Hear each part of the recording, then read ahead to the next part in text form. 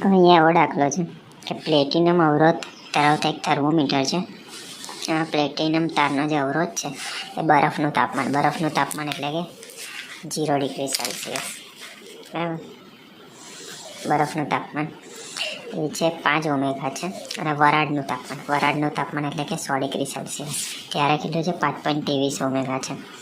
તો જ્યારે થર્મોમીટરને હોટ બાથમાં મતલબ પેલું ગરમ પાણી છે એમાં ડુબાડીશું તો એનો અવરોધ થશે 5.795 ઓમેગા.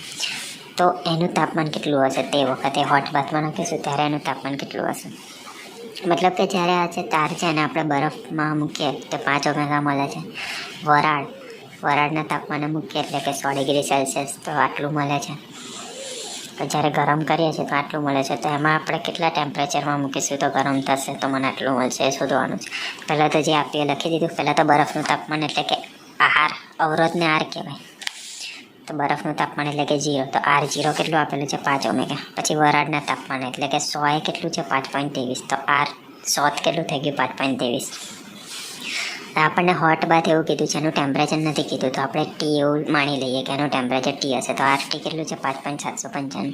હવે એ ટેમ્પરેચર છે એ આપણે શોધવાનું છે, મતલબ કે ટી શોધવાનું છે. તો સૌથી પહેલાં અવરોધ માટેનું સૂત્ર છે કે RT બરાબર RO. હવે આપણી પાસે જો આ સમીકરણમાં RT છે ને RO છે, આપણી પાસે R100 આપેલું છે. તો હવે શું કરીશું? ટીની જગ્યાએ 100 એટલે કે આજે છે આ 0 ટેમ્પરેચર છે, આ 100 ટેમ્પરેચર છે, ને ટી ટેમ્પરેચર આટલું છે. તો મારે ટી શોધવાનું છે, ટેમ્પરેચર એટલે કે તાપમાન.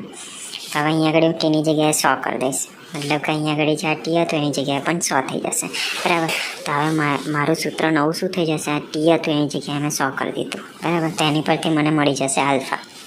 તો R100 હતું એનું મૂલ્ય આપેલું છે આપણને 5.23. પછી R0નું આપેલું છે 5, 1 વત્તા આલ્ફા એવા ને 100. અમારે આલ્ફા શોધવા છે. 5 છે આ કૌંસ જોડે ગુણાકારમાં છે, સામે જશે તો છેદમાં આવશે, બરાબર. અને પછી આજે બાકીનું રહ્યું એવું ને એવું.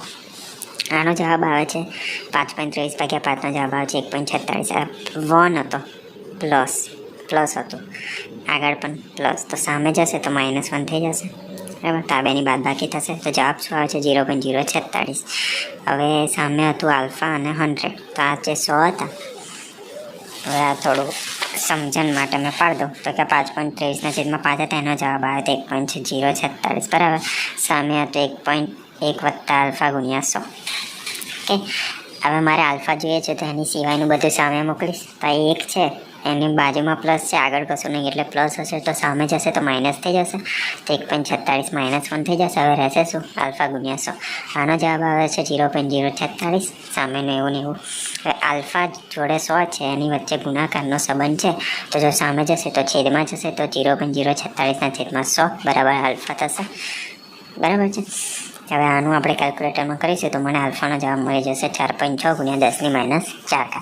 હવે આલ્ફાનો જવાબ મળી ગયો. હવે હું શું કરીશ? 100ની જગ્યાએ જે ટી હતું ને એ જ રાખીશ. તો મને શું મળી જશે? ટી. RT વાળું જ રાખીશ. તો RT તો મને આપેલું છે 5.795, બરાબર. RO આપેલું છે 5, 1 એવા ને એવા. આલ્ફા આપણે હમણાં જ શોધ્યા 4.6 વાળું, બરાબર. અને ગુણ્યા ટી. તો હવે આ આપણે સોલ્વ કરીશું તો મને મળી જશે ટી. સોલ્વ કરીશું. પહેલાં તો 5 છે, સામે જશે તો છેદમાં આવશે, કેમ કે અહીંયા આગળ ગુણાકાર છે. સામે જશે તો છેદમાં આવશે, બરાબર. બીજું એવું ને એવું. ઓકે, આનો જવાબ મને આવે 1.159. હવે આ જે 1 હતો એ સામે જશે તો -1 થઈ જશે, કેમ કે અહીંયા આગળ પ્લસ હતું, આગળ પણ પ્લસ હશે તો -1 થઈ જશે. બીજું એવું ને એવું, બરાબર. આનો જવાબ આવે છે 0.159. અને આપણને ટી એકલો જોઈએ છે અને એની જોડે બધું ગુણાકારમાં છે, તો આ બધું જતું રહેશે છેદમાં, સામે જશે તો, બરાબર. અને આનો જવાબ આપણે કેલ્ક્યુલેટરમાં કરીશું તો મને ટી મળી જશે 345.65 ડિગ્રી સેલ્સિયસ. આ સમજ પડવી જોઈએ. પણ આ બધું તો સાદું ગણિત છે, 10મામાં કરી ગયા એવું છે. તો પણ મેં થોડું ઘણું સમજાવી દઉં કે આમ તો સમજ પડી જશે. ના સમજ પડી હોય તો પછી આઈઓ પાક કેલ્ક્યુલેશન કરતાં સમજાવીશ. ઓકે.